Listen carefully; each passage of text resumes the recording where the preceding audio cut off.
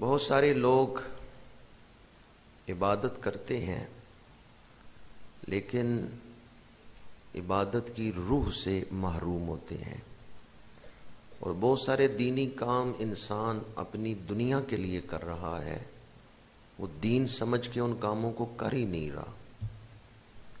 بہت سارے لوگ ایسے ہیں جو دین کی ضرورت سے واقف نہیں ہیں کہ دین کی ضرورت کیا ہے۔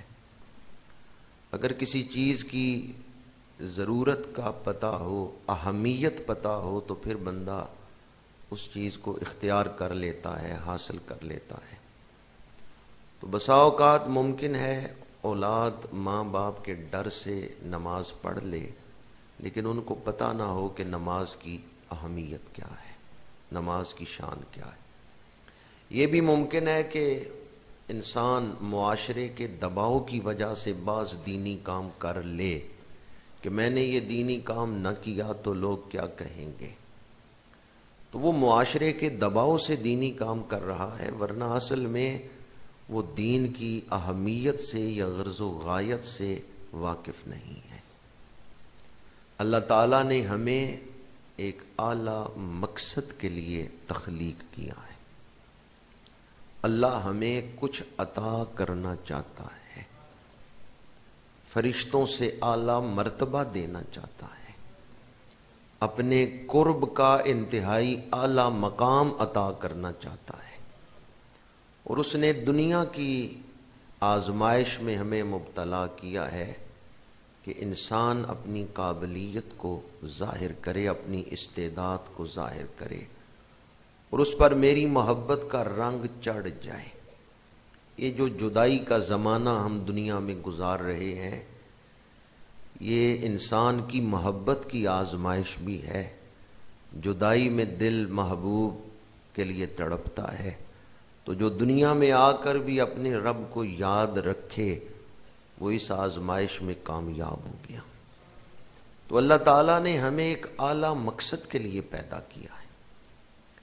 اللہ نے انسان کو آرزو بھی عطا کی ہے اور ارادہ بھی عطا کیا ہے۔ تو جب انسان کے اندر طاقت بھی ہے، آرزو بھی ہے، ارادہ بھی ہے، تو پھر ضروری ہے کہ اس کی تربیت کی جائے۔ اگر اس کی تربیت نہ کی گئی تو جس میں طاقت بھی ہے، آرزو بھی ہے، ارادہ بھی ہے، یہ تو دنیا کو جہنم بنا دے گا، جنگل بنا دے گا، یہ تو درندے سے زیادہ خطرناک ہوگا۔ تو ضروری ہے کہ اس کی آرزوؤں کا قبلہ درست کیا جائے، اس کے ارادے کو شریعت کا پابند کیا جائے۔ اس لیے دین کی ضرورت ہے۔ تو دو چیزیں میں نے آپ کے سامنے دین کی جو ضرورت ہے اس کے لیے بیان کی ہیں۔